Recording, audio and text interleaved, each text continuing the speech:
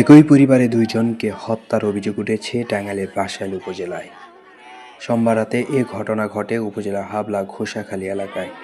নিহতরা হলেন মোতাহার হোসেন ও তার স্ত্রী রিজিয়া বেগম। নির্মমভাবে শ্বাসরুদ্ধকর করে হত্যা করা হয়েছে বলে অভিযোগ পরিবারের।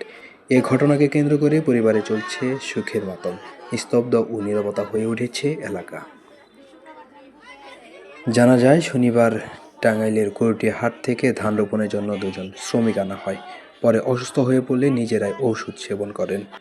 অভিযোগ রয়েছে, ওই শ্রমিকরা কৌশলে স্বামী স্ত্রীকে চেতনানাশক ওষুধ খাইয়ে অচেতন করে তোলে।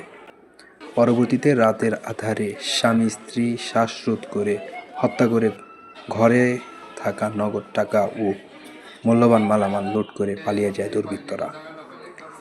এই ঘটনায় জড়িতদের দ্রুত গ্রেফতার ও দৃষ্টান্তমূলক শাস্তির দাবি জানিয়েছেন নিহতদের পরিবার ও স্থানীয় বাসিন্দারা।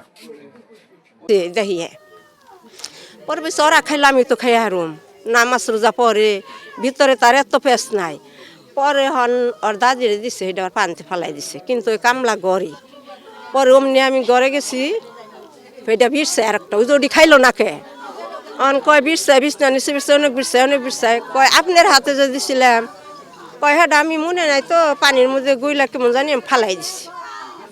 তাইলে হন দিয়ে জড়ি খালি জমতা আছে, আমার ডাক ফেলাইছে। পরে হুয়াইলাম, আমার ওইসব কথা কইলো যে এটা পার ব্যথা ভালো হবো, একটু ঘুমাইলে নিশা ছাড়বো, ছাড়ানোর পরে ভালো হবো।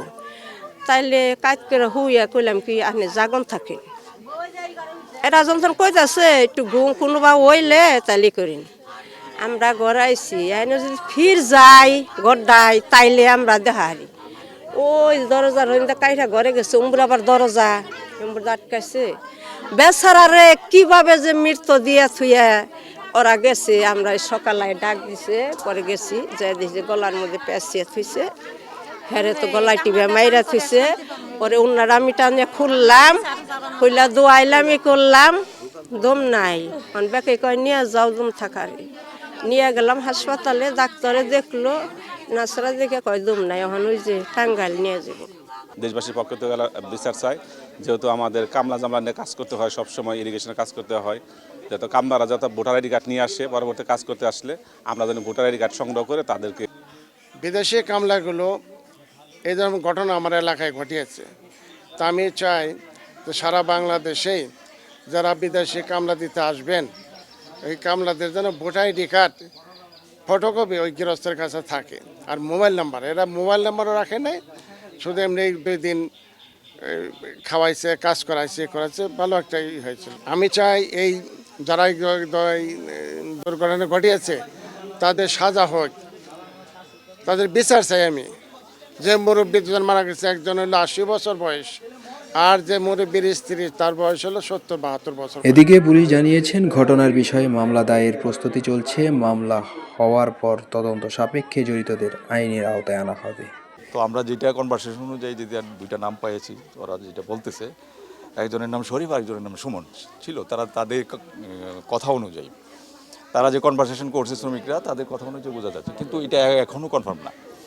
যেহেতু এই শ্রমিক রাখার বিষয়ে প্রত্যেকেরই, গৃহকর্মী হোক, সেটা টেম্পোরারি শ্রমিক হোক, তাদের পার্টিকুলার রাখার দরকার, তাদের ছবি রাখা দরকার, ছবি উঠে রাখা, তাদের মোবাইল নাম্বার, এনআইডি এগুলো রাখা দরকার। এই অসচেতনতার কারণে কিন্তু আসলে পরবর্তীতে অপরাধীরা অপরাধ করে যাওয়ার পর তাদেরকে আসলে ফাইন্ড আউট করা খুব টাফ হয়ে যাচ্ছে।